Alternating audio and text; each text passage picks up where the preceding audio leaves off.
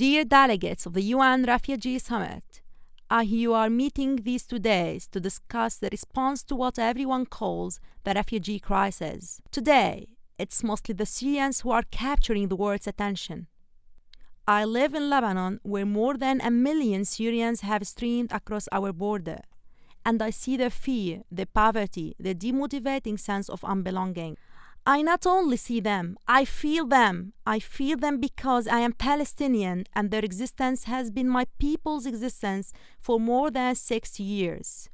We are the oldest of what professionals in your field call warehoused refugees. Our lives, our fate, are the cause of your failure to deal with the root causes of the conflict that have torn our lives apart.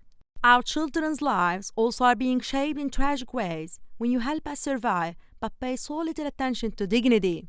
More than 300,000 Palestinians live in Lebanon. In fact, most of us were born here, including me and my parents. But we have never been accepted here. More than half of the Palestinians now living in Lebanon are packed into crowded camps. A euphemism for slum. Let me show you.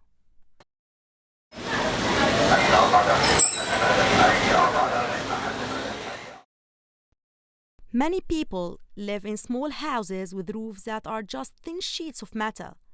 With population growth, especially with the Syrians, people have been forced to live closer and closer together. When it rains, water floods the camps and sewage creeps into people's houses. Because the power is out so often, they have to use candles at night for light. We are not allowed to own property outside the camps and to work in more than 20 professions. As a result, many teenagers, especially boys, drop out of school to work to support their families. 1 of every 3 Palestinians suffer from a chronic illness such as hypertension, cancer, and diabetes. We must rely on understaffed and underfunded UN facilities, with 1 doctor seeing nearly 120 patients a day. We didn't choose to live in such miserable conditions, and neither did the Syrians. Instead, we are forced to choose between living here, hoping futilely to return to our homeland one day, or illegally immigrating to find our dignity, even if it means risking our lives at sea.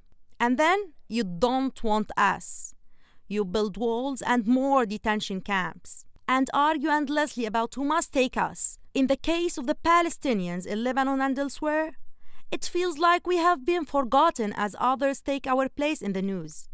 We do not want to be reduced to slogans used by politicians during election periods or reminders to donate to charities. We don't want to be heart-wrenching pictures that win photographers global acclaim.